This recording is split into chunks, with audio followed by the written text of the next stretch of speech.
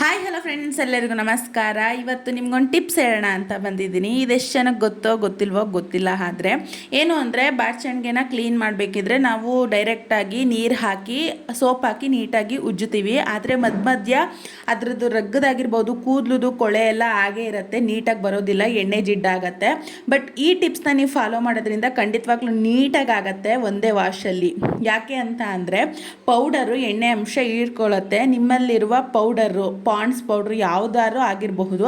So ಅದನ್ನು ಏನಾದರೂ date ಮುಗ್ದೋಗಿದ್ರೆ ಆ ಪೌಡ್ರನ್ನು ಯೂಸ್ ಮಾಡ್ಕೊಳ್ಳಿ.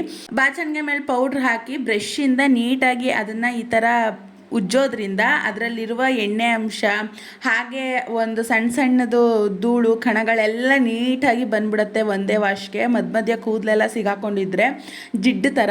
ಸೊ ಆಮೇಲೆ ನೀವು ಒಂದು ಸಾರಿ ಸೋಪ್ ಹಾಕೊಂಡು ತೊಳ್ಕೊಬಹುದು. ನೋಡಿ ಎಷ್ಟು ಬಂದಿದೆ ಅಂತ. ಸೊ ಈ ಥರ ಒಟ್ಟೊಟ್ಟಾಗಿ ಬಂದ್ಬಿಡುತ್ತೆ.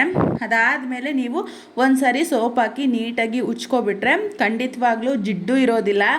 ಮಧ್ಯ ಒಂದೊಂದು ಸೇರ್ಕೊಂಡಿರತ್ತಲ್ವ, ಕಣ, ಡ್ಯಾಂಡ್ರಫ್ ಆಗಿರಬಹುದು, ಕೂದಲುಗಳು, ಧೂಳು ಎಲ್ಲ, ಅದೆಲ್ಲ ಇರೋದಿಲ್ಲ. ಸೂಪರಾಗಿ ಕ್ಲೀನ್ ಆಗುತ್ತೆ. ಈ ಟಿಪ್ಸ್ ಇಷ್ಟ ಆಗಿದರೆ ಫಾಲೋ ಮಾಡಿ, ಲೈಕ್ ಮಾಡಿ, ಹಾಗೆ ಶೇರ್ ಮಾಡಿ. ನಿಮ್ಗೆ ಮೊದಲೇ ಗೊತ್ತಿತ್ತಾ ಈ ಟಿಪ್ಸು ಅಂತ ಕಮೆಂಟ್ಸ್ ಮೂಲಕ ತಿಳಿಸಿ. So thank you for watching. Bye to all.